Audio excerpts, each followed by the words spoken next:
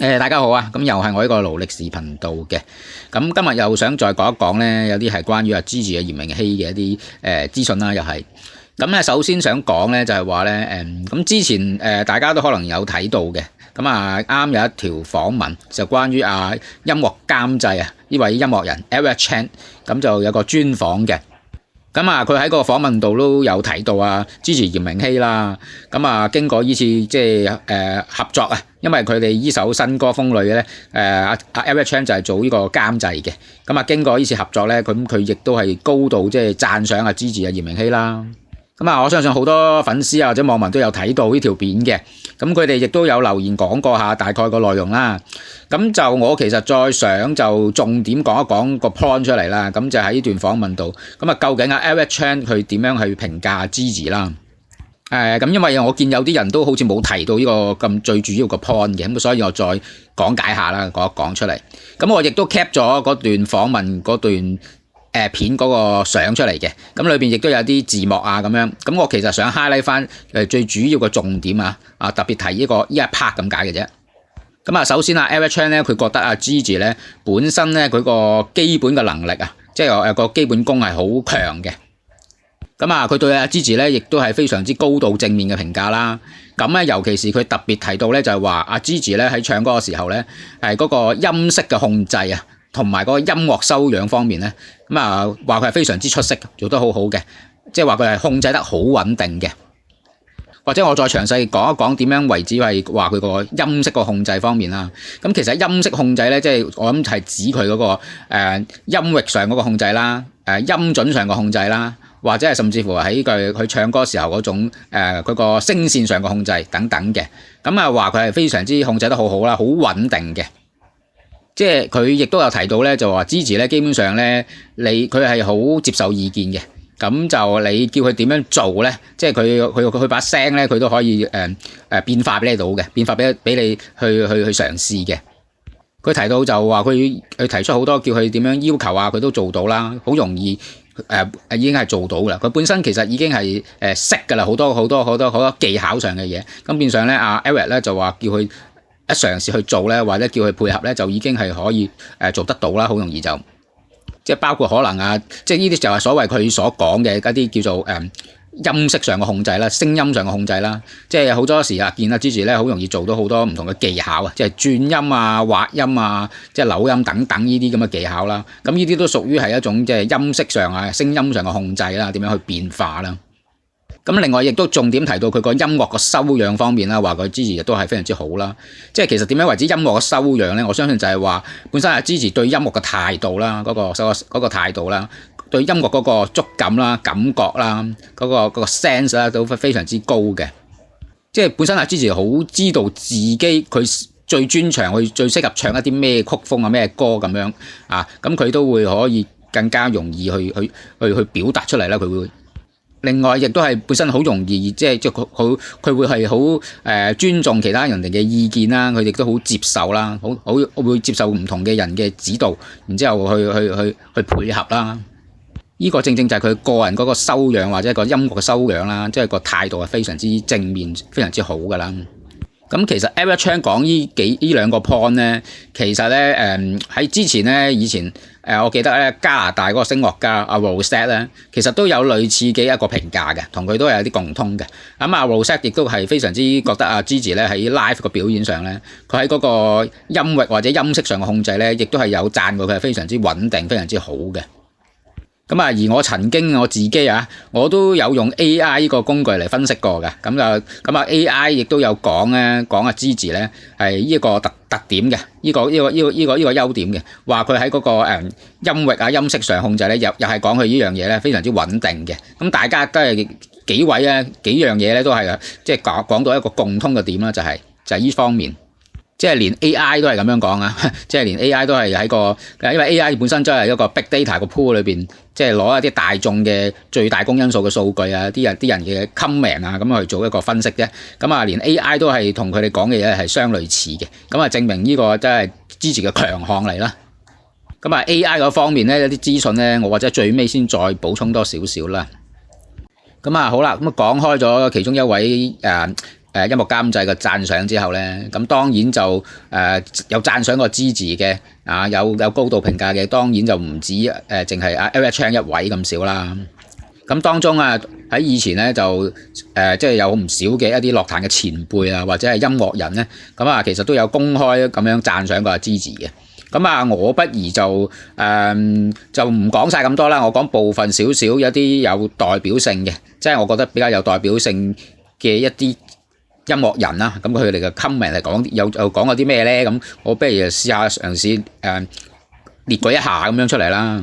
咁首先比較近期嘅，當然就係一位音樂人啦，即係馮浩銘啦呢位啦。咁之前佢亦都出過 post 啦喺 IG 度，咁就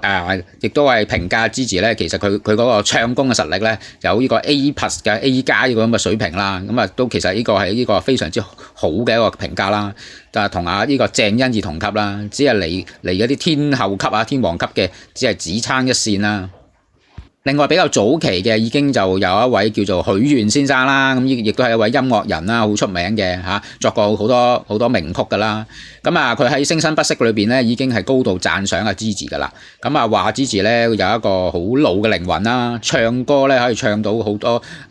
好投入嘅感情出嚟啦，或者係佢已經係即係咁細個年紀同佢個不符啦，覺得佢本身個唱歌嗰個態度同埋個靈魂咧就完全超越咗佢年齡啦。咁而且話佢每次演出之前咧，佢都會做足一個叫筆記啦，或者係寫晒好多嘢喺度邊點樣去唱注意咁非常之認真嘅話，佢嘅態度就。咁另外亦都有一個樂壇教父之稱嘅音樂人啦，叫鮑比特先生啦。咁佢亦都係之前好耐之前有個專訪問，亦都係提到講過阿 Gigi 啦。咁佢亦都覺得 Gigi 咧係非常之一位出色嘅新生代歌手啦。咁話 Gigi 咧其實佢係好適合一個做一啲叫藝術性質嘅歌曲嘅，做一個藝術性嘅歌手嘅。咁希望即係大家樂壇好好培養佢咁樣啦話。而且咧，鮑比特咧亦都有親自當年有買演唱會飛入場去支持阿 Gigi 嘅，亦都有去睇嘅。睇完之後，亦都係高度讚賞佢嗰個演唱會嘅表現啦。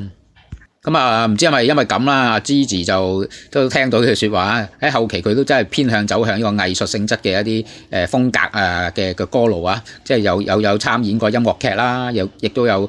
比較藝術性質嘅《風女》呢首歌誕生啦咁樣。另外亦都有張學友啦，亦都有訪問到咧，亦都有提嚴明熙啦，又讚佢啦，話佢一位新生代裏邊一位非常之突出嘅歌手啦。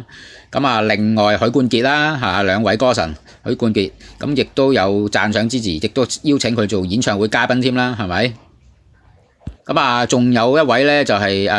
教唱歌嘅曾路德老師啦，咁大家唔知唔知啊？咁曾路德亦都係喺訪問度亦都係讚過阿 Gigi 啦。咁同埋好似聽聞咧 Gigi 咧喺之前咧亦都有跟阿曾路德老師咧都有學過下唱歌添嘅。咁我唔知依家仲有冇學咁但係之前應該大家佢哋都有接觸啦，都有跟咗佢學唱歌一段時間可能另外亦都有黃凱芹呢位歌手啦，咁大家唔知記唔記得啦？佢喺Gigi 雪藏期嗰陣大家都唔敢提阿嚴明熙個名嗰陣佢上去TVB 一個節目啦，同埋陳奐仁呢位音樂人一齊，大家咧都喺度特登提起Gigi 嚴明熙個名喺個訪問度大讚對方，仲要大讚Gigi，即係話佢係一個非常之出色嘅歌手啦，咩歌都唱到啦，話佢。完全咧都唔避忌喺 TVB 個訪問裏邊完全都唔避忌嘅，直接照講Gigi，咁證明佢都真係非常之欣賞Gigi 嚴明熙啦。之前以上提嗰啲，可能大家會覺得可能會唔會話真係同 Gigi 有啲關係咁樣先至識佢先至或者係俾面當年俾面大台先讚佢咁樣啦。咁其實就唔一定嘅，咁有好多都其實同Gigi係完全冇接觸，冇咩利益衝突或者未合作過、未見過嘅人都有讚佢嘅。咁包括就係甄妮小姐啦，甄妮呢位大前輩啦。甄妮亦都係多次咧係喺個社交媒體發 post 都係有讚賞過Gigi啦。亦都有時會撐佢啦。尤其是佢話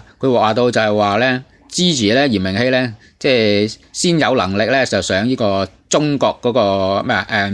我是歌手嗰個節目，同單依純咧先可以比一比嘅。即係話阿芝咧同芝阿炎明熹咧就同阿單依純咧就可以有比較嘅嚇，幾犀利。咁啊，所以咧唔知係咪真係咁啦？啲人就成日講咧即係南明熹啊，北依純咁樣啦。咁當然我自己覺得就兩位歌手啦都好犀利啦，各有各嘅擅長同特點啦，即係無需要比較嘅咁又。咁啊，我相信阿甄妮前輩咧都係借咁樣嚟讚賞阿芝啫。咁啊，連呢個位另一位樂壇嘅音樂人周啟生佢不嬲都好串嘴噶啦嘛，不嬲都係即係好直嘅，不嬲都亦都係即係好通常都係踩人話人差嘅啫。咁啊，連佢都對芝咧有一個叫做比較正面嘅評價，雖然就唔係話讚到好犀利即係話捧到上天，只不過咧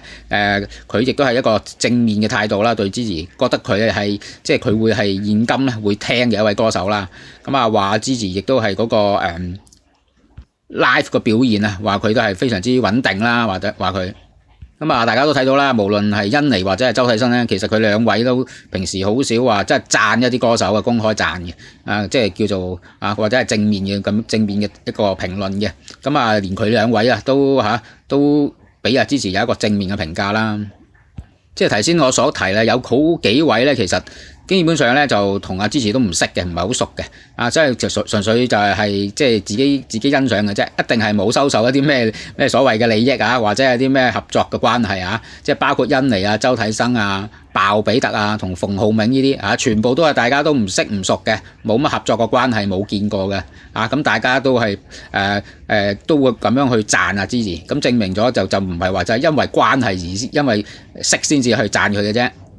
咁啊，仲有當然就唔能夠唔提下咧，有幾位係阿芝前嘅星夢傳奇嘅幾位導師啦。咁啊，包括周柏豪啦。咁啊，周柏豪亦都喺嗰個內地個訪問問佢嘅時候，佢都亦都第一個就提芝炎明熹啦，話佢係最欣賞嘅香港新生代一個歌手啦。咁啊，另外亦都衛蘭啦，咁啊衛蘭佢自己本身一開演唱會喺內地就已經第一時間就諗到淨係即係請阿芝炎明熹去做佢表演嘉賓啦，其中一位嘅表演嘉賓啦。咁啊，另外 Jenny 啦，亦都係啦，李幸倪啦，咁啊亦都係喺個紅館演唱會度亦都係咁多位學員都唔揾，淨係揾阿芝炎明熹就做佢嘅表演嘉賓。咁啊，證明阿芝咧，無論咧喺佢哋即係昔日嘅一啲導師心目中咧，佢個個人嗰個唱歌嘅實力又好啦，或者係個人本身嘅性格咧，咁啊，亦都係好即係討人歡喜嘅。咁啊，亦都係好多導師都好喜歡佢嘅。好多時點解啲導師個個都唔提係提芝或者係邀請佢咧，淨係邀請芝咧？咁啊，大家都心裏有數啦，係咪？咁啊，所以咧就係芝本身佢自己唔單止係嗰個人品嗰個或者即係唱功嗰方面好啦，我相信就係即係有陣時佢對啲導師或者前輩咧係好尊重啦，嗰種態度啦，個人嘅性格啦，係非常之同好多人咧都好容易相處咁啊，亦都令到好多導師其實本身就本身可能純粹係一個學生同老師嘅關係，好多人其實咁，但係芝咧好多時都會同嗰啲導師咧變成咗係一個好知心嘅朋友大家平常亦師亦友嘅關係好多時。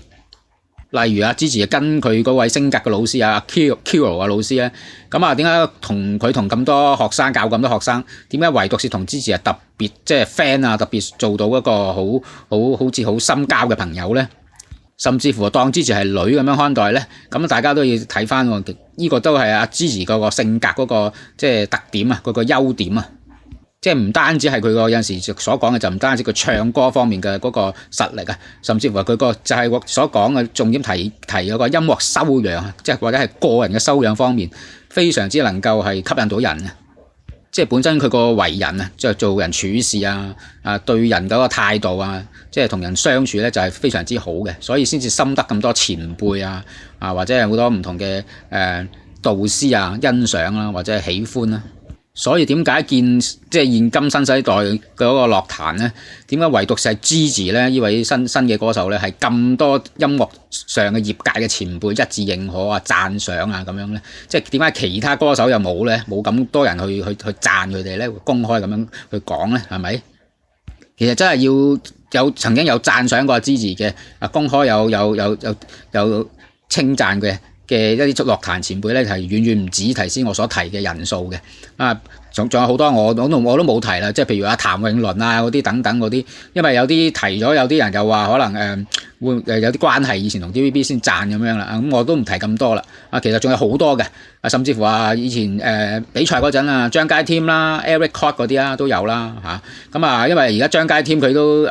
同 TVB 個關係咁密切啊嘛，咁但係咧佢亦都喺Gigi生日嗰陣咧，我見到佢喺 IG 度咧，亦都有出 post 留言祝福Gigi 喎，咁我都見到，咁就算係即係而家同 TVB 關係有啲唔係咁咩啦，同 Gigi 同佢，但係佢亦都係冇避忌啊，亦都係繼續係好欣賞Gigi 啦。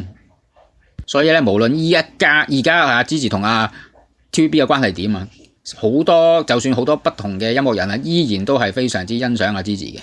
即係唔會改變呢個態度係。咁再補充翻啦，咁就其實咧就頭先我都講啦，喺 AI 上我做一啲分析咧，其實 AI 上對Gigi 亦都係非常之好多共同嘅一啲評價嗰啲係共通點嘅。咁因為 AI 本身你無論用邊款 AI 工具都好啦，用 DeepSeek 又好，用內地一啲 AI 都好啦，咁其實大同小異嘅，對Gigi個評價都係話佢好多方面嘅都係好出色嘅。咁因為咧呢樣嘢就係因為 AI 都係一個大數據 Big Data 上面個 pool 度裏邊咧攞最多人最大公因數嘅一啲意見分析咁樣嚟話俾你聽嘅啫。咁所以咧你並唔係話咧有一小撮人咧話唔係嘅，係相反意見嘅，話差嘅，咁就會影響到呢個數據或者 AI 出嚟嗰個答案噶嘛，係咪？咁多業界樂壇嘅一啲專業人士都認可高度讚賞Gigi嘅。咁並唔會係因為你一小撮嗰啲黑粉特登係玩嘢持相反意見刻意咁講，就會影響到個 Big Data 個 pool 嗰個數據噶，係咪？因為嗰班人只係佔嗰一小撮嘅部分啦。咁當然嗰啲黑粉永遠都係玩嘢噶啦，持相反意見噶啦，話好明明話好嘅佢都話唔好噶啦，係咪？即係我相信一啲路人粉佢未必係Gigi嘅粉絲即使佢唔會話捧到Gigi話上天覺得Gigi都係即係好超勁嗰啲咁但係 at least 我相信一啲普通嘅路人粉亦都肯定唔會覺得Gigi係差先啦，一定就即係我相信只有即係一啲即係黑粉即係嗰啲係特登嗰啲咁樣先至會咁講噶啦，係咪？咁所以咧只係話俾大家聽啦，從咁眾多樂壇前輩又好，好多專業界別裏邊嘅人士又好啦，甚至乎係一啲普通人又好AI 嘅數據啦，甚至乎係 AI 上嘅數據都好啦，亦都有嚟自喺海外外國嘅一啲即係樂評人或者音樂人聲樂家又好，內地亦都有唔少嘅一啲樂評人譬如耳帝等等嗰啲佢哋亦都係全部都係認可，都係有讚賞Gigi嘅，咁證明咧呢樣嘢咧就係冇花冇假嘅。咁當然啦，Gigi都仲有一啲好多仲進步嘅空間可以再提升啦。咁但係呢樣嘢係改變唔到Gigi喺對即係成個音樂界對佢一致一個認可嚟嘅。咁我今日就先分享到呢度先啦，咁就唔講太耐啦。咁歡迎大家多多支持，俾like、訂閱同留言啦。好，拜拜。